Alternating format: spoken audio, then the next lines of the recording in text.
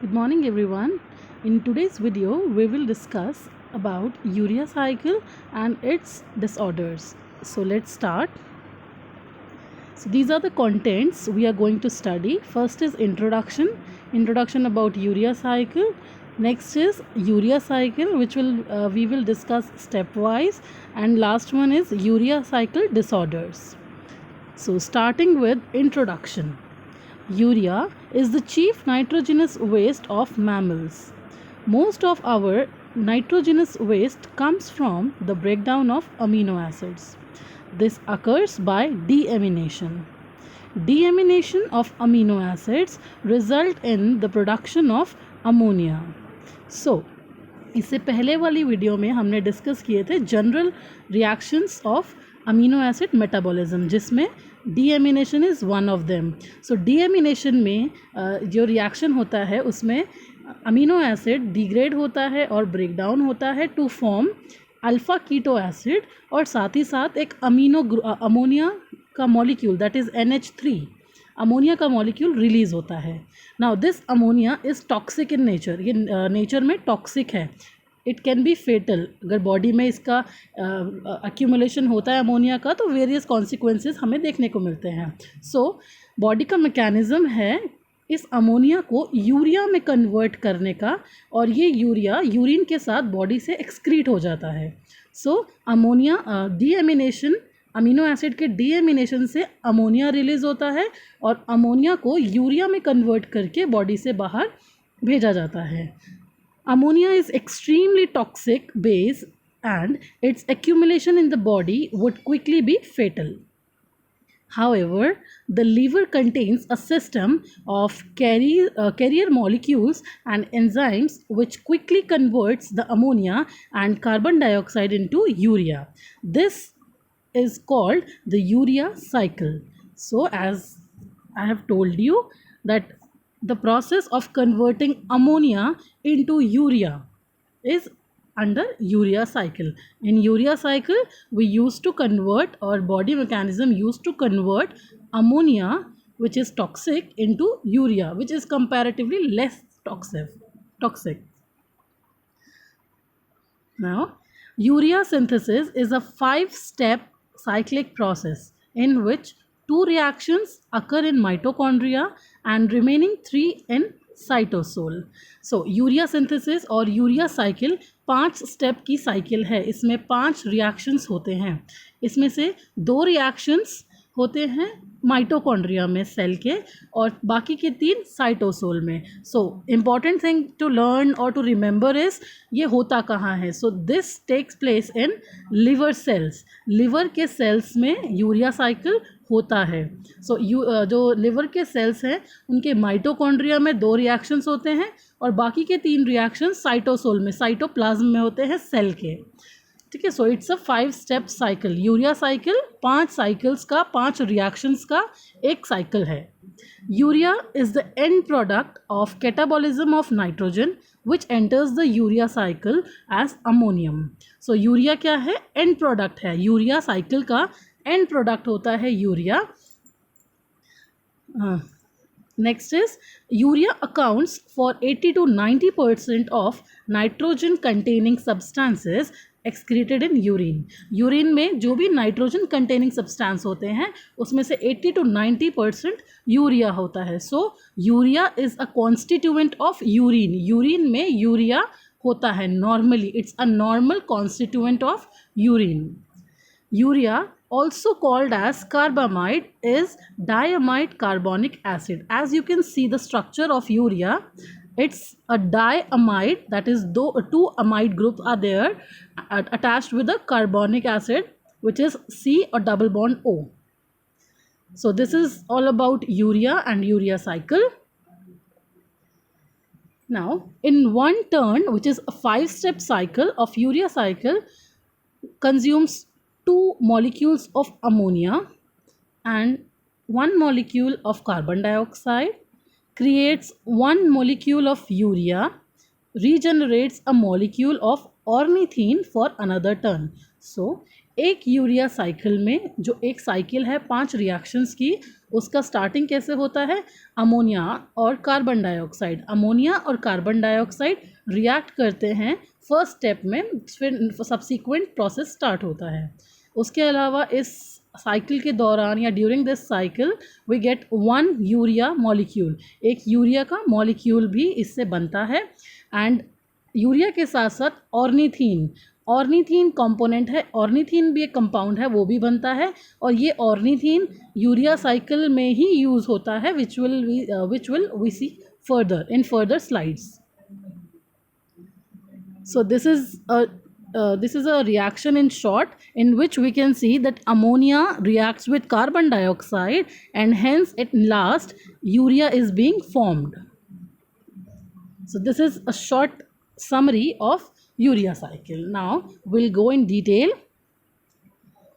This is the complete urea cycle. You can see here ammonia and bicarbonate plus phosphate. This is the starting of urea cycle. This is the first reaction. Now this is second reaction. This is third. This is fourth. And this is fifth. 5 reactions here are taking place. This is one of the reactions which is necessary, जो कि ज़रूरी है for activation of this enzyme. First reaction में जो enzyme use होता है उसके activation के लिए एक कंपोनेंट चाहिए होता है, जिसको जो सिंथेसाइज होता है ग्लूटामेट से और एसिटाइल कोएंजाइम ए से। ये हम आगे अभी डिस्कस करेंगे। So this is complete urea cycle. You have to practice, you have to learn this cycle. This is the easy one.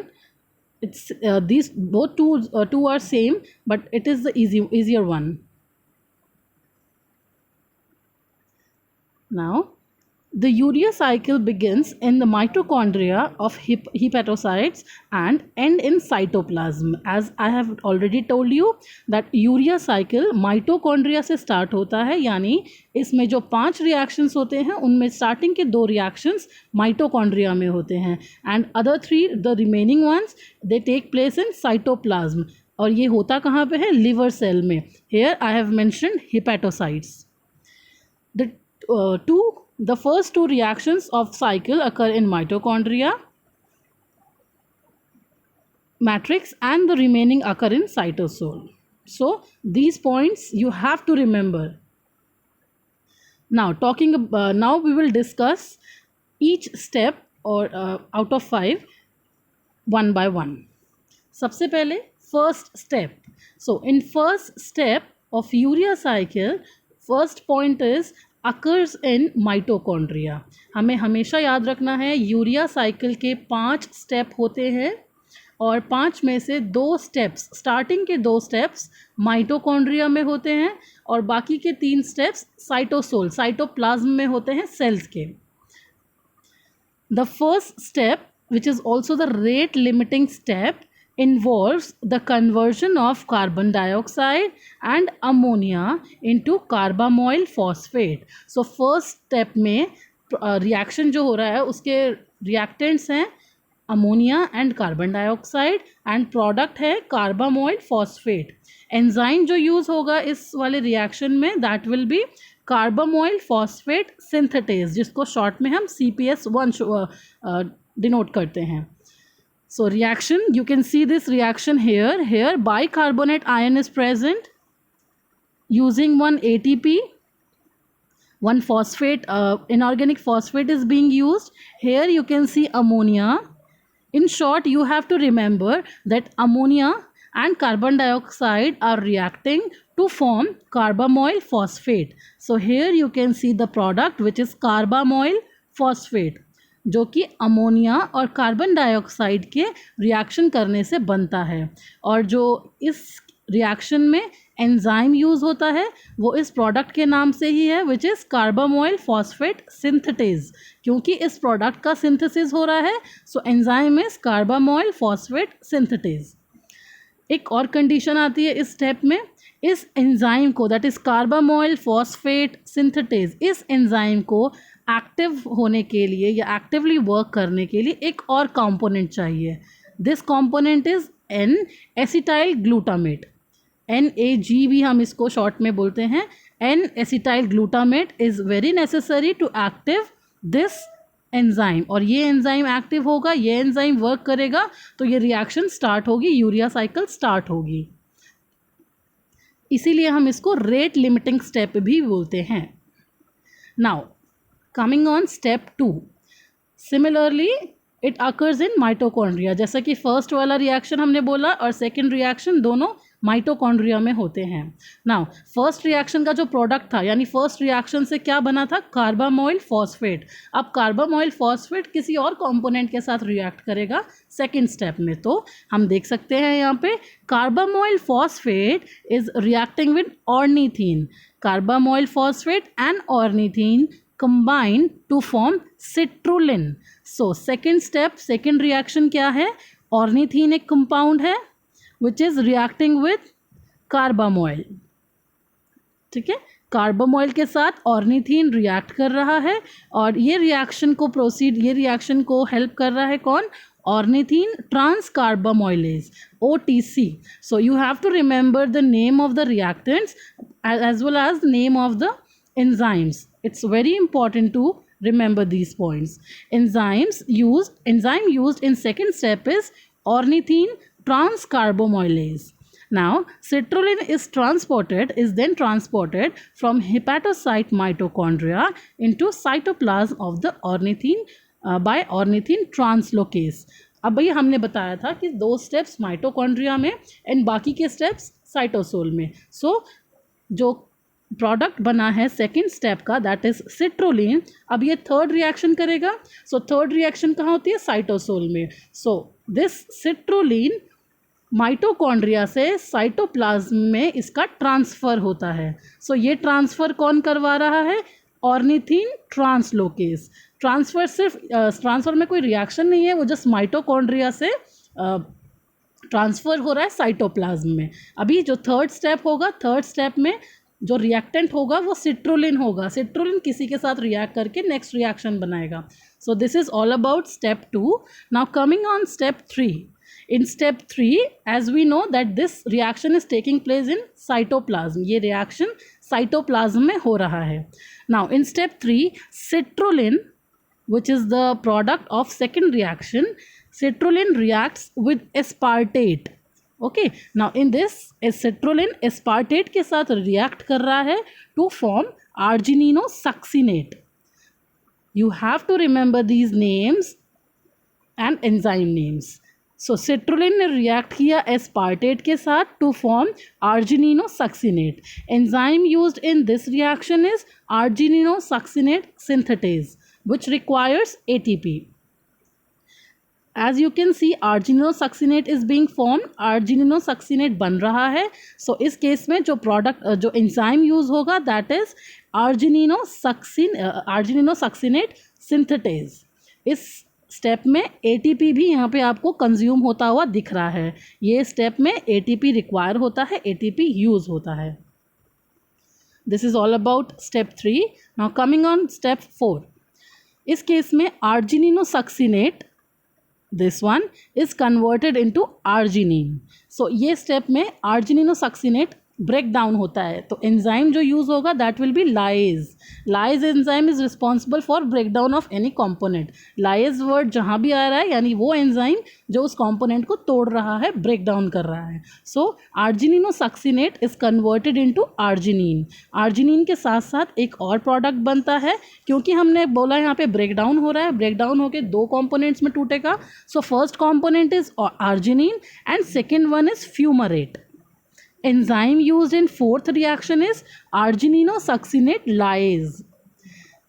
This reaction also gives off fumarate. Now you know what is fumarate. Fumarate is involved in citric acid cycle. In carbohydrate metabolism, we have already done this part. Now this reaction also gives off fumarate, which is involved in mitochondrial generation of NADH in TCA cycle as well as tyrosine catabolism. So this fumarate enters TCA cycle as well as tyrosine catabolism. So argininosuccinate के दो part हुए, दो part में वो break down हुआ. किसकी presence में? The enzyme is आर्जिनिनोसक्सिनेज और argininosuccinate lyase enzyme is acting here. So argininosuccinate is converted into arginine and fumarate. अब next step में arginine react करेगा to form another reaction. Now this is all about step 4. Coming on step 5, here we can see arginine जो कि step 4 का product था. Step 4 में arginine और fumarate बना था. आर्जिनिन कंटिन्यू करता है साइकिल को और फ्यूमरेट उस साइकिल से बाहर निकल जाता है. यूरिया साइकिल से फ्यूमरेट बाहर निकलता है और टीसीए साइकिल में या टायरोसिन के कैटाबोलिज्म उन साइकिल्स में वो चला जाता है. So here we what is left, that is arginine. Now arginine undergoes hydrolysis to form urea and ornithine. Now enzyme in this step or in reaction is arginase. Arginine enzyme क्या produce करता है? Ornithine and urea. So in fifth step we got urea. Here one water molecule is also being consumed. Enzyme used is arginase. Now this ornithine, अगर आपको याद हो step to में here we are using ornithine. Ornithine is combining with or reacting with carbamoyl phosphate. तो जो fifth step में ornithine बनता है ये वापस कंटिन्यू करता है साइकिल में, दैट इज सेकेंड रिएक्शन में पार्टिसिपेट करता है. So this is all about step 5. एक बार हम पूरा रिएक्शन कंपाइल करके देखते हैं. So you can see the whole slide. It's the cell, liver cell. This is the mitochondrial part and this is the cytoplasm. So reacting starting with here protein या amino acid का catabolism हुआ तो एक ammonia free हुआ तो ammonia और carbon dioxide ATP use करके first product बनाएगा, that will be carbamoyl phosphate. Enzyme used is CPS, carbamoyl phosphate synthetase, as you can see here. This is the first reaction. Now in second reaction we can see carbamoyl phosphate is reacting with ornithine. Ornithine is the product of fifth reaction. तो वो वापस continue करता है इसी cycle में. सो हम देख सकते हैं सेकेंड स्टेप में कार्बामोइल फॉस्फेट और ऑर्निथीन रिएक्ट कर रहे हैं सिट्रुलिन बनाने के लिए. Now this citrulline will transfer from here to here. Mitochondria से साइटोप्लाज्म में एंटर करेगा. नाउ साइटोप्लाज्म में जब ये आया तो सिट्रुलिन आर्जिनिनोसक्सिनेट सिंथेटेज एंजाइम, इस एंजाइम की प्रेजेंस में फॉर्म करेगा क्या? Argininosuccinate. Fine. Now first second third. Now fourth reaction is when argininosuccinate is converted or get break down into fumarate and arginine. Fumarate जो कि साइकिल से बाहर निकल जाएगा and will enter the citric acid cycle और arginine continue करेगा इस cycle को. So further arginine का हाइड्रोलिसिस होगा और आर्जिनेज एंजाइम की प्रेजेंस में यूरिया प्रोडक्ट बनाएगा. यूरिया बनेगा और ऑर्निथीन बनेगा. So hence we get ammonia से हमें यूरिया मिल गया और ornithine will enter the urea cycle again. This is the summary of urea cycle. You have to learn this cycle well. Now coming on urea cycle disorders. Urea cycle disorders, UCDs, are inborn errors of metabolism characterized by the inability to efficiently dispose of ammonia. ये एक metabolic error है which is inborn. जो इसमें क्या होता है, जो ammonia होता है यूरिया साइकिल में, अमोनिया को हम डिस्पोज कर रहे हैं, बॉडी से बाहर निकाल रहे हैं यूरिया की फॉर्म में. यूरिया में उसको कन्वर्ट करते हैं और बॉडी से बाहर निकालते हैं. But in urea cycle disorders ये एबिलिटी अमोनिया को यूरिया में कन्वर्ट करने की ability get decrease. So various disorders take place in urea cycle. There are 6 enzymes. Now you will ask why 6? Why 6? Because we have read that there are 5 reactions. So as I have earlier told you that for activation of first enzyme we need one more component, that is NAG, N-acetyl glutamate, so उसको बनने के लिए भी enzyme चाहिए, तो वो enzyme भी हमें इसमें काउंट कर रहे हैं। क्यों? Because first step is rate limiting step. उस कंपोनेंट में जो जो रिक्वायर्ड है वो बहुत ज़्यादा ज़रूरी है यूरिया साइकिल के होने में। सो इसलिए हम यहाँ पे 6 मेंशन कर रहे हैं, not 5. In urea cycle, there are 6 enzymes which are involved in conversion of ammonia to urea. Deficiency of one or more of those 6 enzyme leads to UCD. So किसी भी एंजाइम में डेफिशिएंसी हो रही है या वो एब्सेंट है, lacking हो रही है, कुछ भी अगर वो प्रॉपरली वर्क नहीं कर पा रहा है, उस केस में UCDs यानी यूरिया साइकिल डिसऑर्डर्स होते हैं.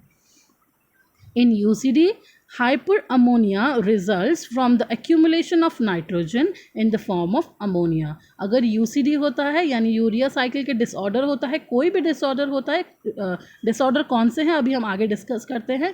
तो किसी भी डिसऑर्डर में बेसिकली क्या हो रहा है, अमोनिया यूरिया नहीं बन पा रहा है. That is ammonia as it is constant रहेगा, एक्यूमुलेट रहेगा या डिपॉजिट ही रहेगा हमारे ब्लड में यानी बॉडी में. इस केस में या इस केस को, इस सिचुएशन को, इस कंडीशन को हम हाइपर अमोनीमिया कहते हैं.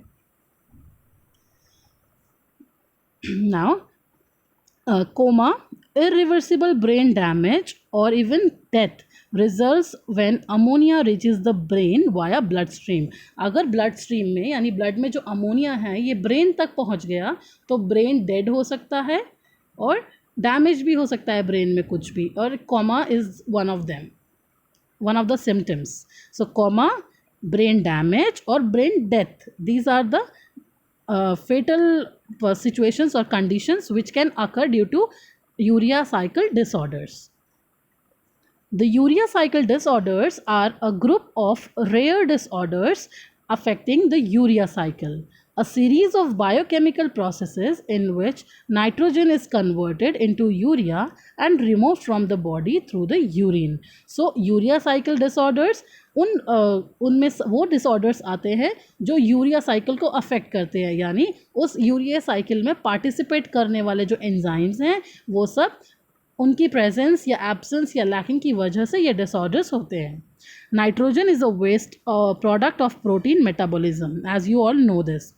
Failure to break down nitrogen results in the abnormal accumulation of nitrogen in the formation of ammonia. So अगर नाइट्रोजन का ब्रेक डाउन नहीं हो रहा है या ना अमोनिया का ब्रेक डाउन नहीं हो रहा है किसी और फॉर्म में, वो बॉडी से बाहर नहीं जाएगा, which can be fatal.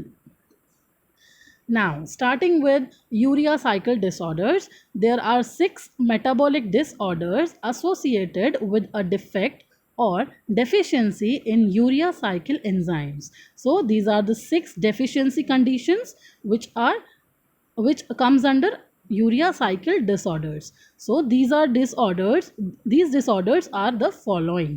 Now first is N-acetyl glutamate synthetase deficiency. यहाँ पर हम किसी भी प्रोडक्ट का नाम नहीं लिख रहे हैं. दीज आर द एंजाइम्स, जो रिएक्शंस में एंजाइम यूज़ हुए हैं उन एंजाइम के नाम है, क्योंकि उन एंजाइम्स की ही डेफिशिएंसी या लैकिंग की वजह से ये डिसऑर्डर्स होते हैं. So first one is N acetyl glutamate synthetase, यानी एन एसिटाइल ग्लूटामेट कॉम्पोनेंट को जो सिंथेसाइज करता है एंजाइम, उसका deficiency. Second is carbamoyl phosphate synthetase, जो कि फर्स्ट रिएक्शन था जिसमें कार्बामोइल फॉस्फेट बनता है, सो वो enzyme. Third is ornithine transcarbamoylase deficiency, या ऑर्निथीन जिस स्टेप में बन रहा है उस स्टेप का. Next is argininosuccinate synthetase deficiency. Fifth is argininosuccinate lyase deficiency. And sixth one is arginase deficiency. So these are the names of enzyme which are responsible for all 5 or 6 reactions in urea cycle. So you have to remember their names. I am saying it again and again because it is important to learn their name. Coming on the first one, that is N-acetyl glutamate synthetase deficiency. So it is a rare genetic disorder characterized by complete or partial lack of enzyme N-acetyl glutamate synthetase. So ये एक rare, all the conditions, all the disorders of urea acid cycle are rare disorders. They come under rare category. So ये एक rare genetic disorder है. So this is genetic disorder. हमने जब start किया था urea cycle disorder, हमने कहा था this is inborn metabolic deficiency होता है इसमें. So this is a genetic disorder characterized by complete और पार्शियल लैक. या तो पूरा ही लैक करेगा या तो पूरा ही एब्सेंट होगा और कुछ पार्शियल एंजाइम. सो जिस भी एंजाइम डेफिशिएंसी की बात कर रहे हैं तो वो एंजाइम का पार्शियल या complete lacking give rise to the same disorder. The symptom of NAGS, हमने एन एसिटाइल ग्लूटामेट सिंथेटेज को नैग्स का शॉर्ट फॉर्म दिया है. The symptom of NAGS deficiency are caused by accumulation of ammonia in blood. So all these deficiency take place because of deficiency in their what enzymes. सो अगर एक का भी deficiency हो रहा है तो यूरिया साइकिल कंप्लीट नहीं होगा. यूरिया साइकिल कंप्लीट नहीं होता है तो अमोनिया ब्लड में एक्यूमुलेट होता रहेगा. In the most severe cases, the symptoms of NACS deficiency occurs within 24 to 72 hours after birth. So birth के यानी जब इन्फेंट है जो बेबी बॉर्न हुआ है, बर्थ के 24 से 72 आवर्स के अंदर अंदर इसके सिम्टम्स दिखने लगते हैं. Affected infants may exhibit, so these are some of the symptoms. So first one is refusal to eat and poor feeding habits. So baby will deny from taking feed. Next is progressive lethargy. It will very tired or lethargic. Then next is recurrent vomiting. Recurrent vomiting, you all know vomiting, bar bar vomiting आना, diarrhea, irritability, and last is abnormally enlarged liver. Liver size will be enlarged. This condition is known as hepatomegaly. More severe complication can also develop, including seizures, confusion, respiratory distress, and the abnormal accumulation of fluid in the brain. और ज़्यादा complicated जो conditions या symptoms देखने को मिलते हैं, these are seizures. ठीक है, seizures are basically we call it दौरे. कन्फ्यूजन होना, रेस्पिरेटरी डिस्ट्रेस, रेस्पिरेशन में प्रॉब्लम आना, और abnormal accumulation of fluid. Fluid में जो ब्रेन में फ्लूइड होता है उसमें एबनॉर्मली एक्यूमुलेशन होना उसका, जिससे इडीमा हो सकता है. We call it as cerebral edema. Now coming on second deficiency disorder, which is carbamoyl phosphate synthetase. So CPS was the enzyme and the deficiency disorder is on that name only. It is an inherited disorder that causes ammonia to accumulate in the blood. And bracket mein we have written hyperammonemia. So hyper means more और high, ammonia का presence blood में. So blood में ammonia का presence ज़्यादा है. In the first few days of life, infants with CPS deficiency typically exhibit the effect of hyperammonemia, which may include these symptoms. First is unusual sleepiness.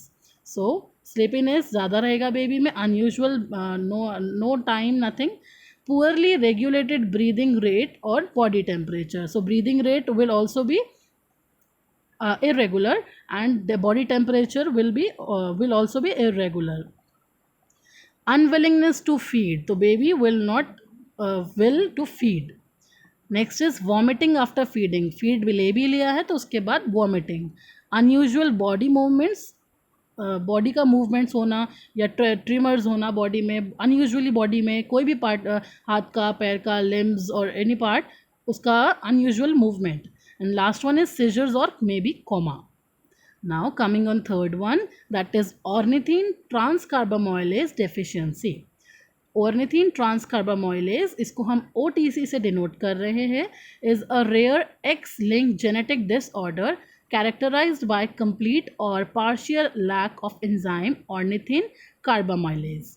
Now X linked means, as you all know, X chromosome, X होते हैं, Y both chromosome are there. So उसमें से X वाला जो part है, X linked genetic disorder है, उसमें disorder है. abnormal होता है जीन X chromosome में. So this is a type of genetic disorder. The lack of OTC enzyme results in excessive accumulation. So this phrase or this point can be use in all the deficiency disorders कि इसमें ammonia का accumulation होता है and thereby hyperammonemia in the blood. Excess ammonia, which is neurotoxin, travels to central nervous system through blood. So thereby अगर blood में ammonia present है which is toxic, तो it can reach to brain. और अगर brain में गया, CNS system में पहुंच गया, CN में central nervous system में, तो it can lead to brain damage or even brain death, coma. Symptoms include vomiting, refusal to eat, progressive lethargy and coma. ये इस deficiency disorder के symptoms हैं. Coming on the fourth one. So fourth one is argininosuccinate synthetase deficiency. In this, it is also known as citrullinemia. Anemia is a rare autosomal recessive genetic disorder. It is also a genetic disorder. The symptoms of citrullinemia, which is CTLN1, इसको हमने short में इससे show किया है, are caused by accumulation of ammonia in blood and cerebrospinal fluid. Blood में के साथ साथ जो सेरिब्रोस्पाइनल फ्लूइड है उसमें भी अमोनिया का एक्यूमुलेशन होना. सो इस कंडीशन को हम आर्जिनिनोसक्सिनेट सिंथेटेज डेफिशिएंसी बोलते हैं, या फिर और another word for this condition or this disorder is citrullinemia. Now symptoms are approximately same: refusal to eat, lethargy, lack of appetite, vomiting and irritability. भूख भी नहीं लगती है इस कंडीशन में. Affected infants may also experience seizures, diminished muscle tone जिसको हम hypotonia बोल रहे हैं, respiratory distress, accumulation of fluid in brain जिससे cerebral edema होता है, and liver failure. Liver failure may also occur. This is all about this one. Now coming on the fifth, that is argininosuccinate lyase deficiency. इस case में ये जो reaction में ये use होता है उसमें आर्जिनिनोसक्सिनेट ब्रेक डाउन होता है. लाइज एंजाइम जहाँ लग रहा है वहाँ पे वो पार्ट ब्रेक डाउन हो रहा है उस रिएक्शन में. So argininosuccinic aciduria is a rare genetic disorder characterized by deficiency और lack of the enzyme ASL, that is argininosuccinate lyase. इस कंडीशन को जो डेफिशिएंसी का डिसऑर्डर है उसको हम आर्जिनिनोसक्सिनिक एसिड्यूरिया भी बोलते हैं. सिम्टम्स क्या हैं? Refusal to eat, lethargy, lack of appetite, vomiting and irritability. Affected infant में also experience seizures, breathing abnormalities, accumulation of fluid in the brain and abnormally large liver. So you will see or you will notice the symptoms are approximately similar. Argininosuccinic aciduria is caused by alteration in ASL gene. So the gene which is responsible for this enzyme, उसमें ही alteration होता है या mutation होता है जिस कारण ये deficiency या ये जो एंजाइम है वो लैक करता है, डेफिशिएंसी होती है इसकी. Enzyme is argininosuccinate lyase and the condition is argininosuccinic aciduria or argininosuccinate lyase deficiency. Coming on the last one, which is arginase deficiency. Urea cycle का last reaction is when arginine is in the presence of arginase gives ornithine and urea. जब urea मिलता है last step में, arginase enzyme वहाँ act करता है, ornithine भी बनता है, ऑर्निथीन वापस यूरिया साइकिल में एंटर हो जाता है. So arginase deficiency is an inherited metabolic disorder या disease in which the body is unable to process arginine and is caused by mutation of the arginine 1 ARG1 gene. So arginine is one of the amino acid, you know, it's the building block of protein. amino acid से protein बनते हैं. So arginase वो enzyme है जो कि एक metabolic inherited metabolic disease deficiency जो है, इसकी deficiency inherited metabolic disease in which body is unable to process arginine. Arginine बन ही नहीं पाता है. क्यों? क्योंकि अभी हमने बोला इनहेरिटेड है, जीन्स में प्रॉब्लम है, जीन में ऑल्ट्रेशन हो जाता है या म्यूटेशंस हम इनको बोलते हैं. Most infants with arginase 1 deficiency do not exhibit any symptoms during the first few months to a year of life. So starting में या up to 1 year इसके ज़्यादा symptoms या बहुत symptoms नहीं दिखते हैं बहुत सारे cases में. Severe hyperammonemia or hyperammonemic coma occur. So hyperammonemia means ammonia का जब कंसनट्रेशन ब्लड में ज़्यादा है, इस कारण कॉमा में भी पेशेंट जो पर्सन है that infant can go. Affected children may experience a lag in growth between 1 और 3 ईयर्स. तो इस टाइम पे जो ग्रोथ पीरियड होता है उस टाइम पे ग्रोथ में भी हमें लैग और कमी या डेफिशिएंसी देखने को मिलती है पेशेंट्स में.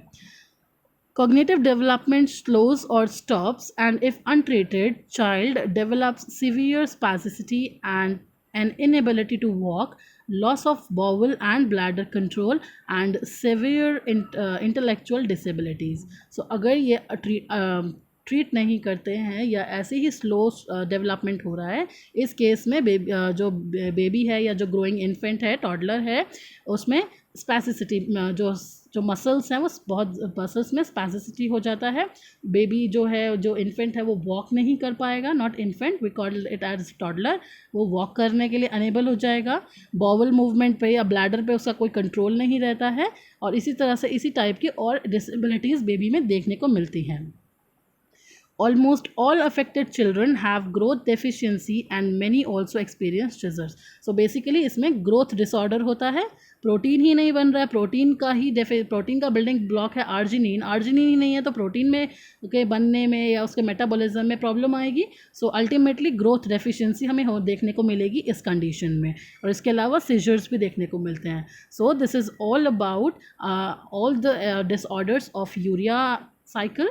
So we have discussed in this video about urea cycle and its disorder. Hope you liked it. Thank you so much.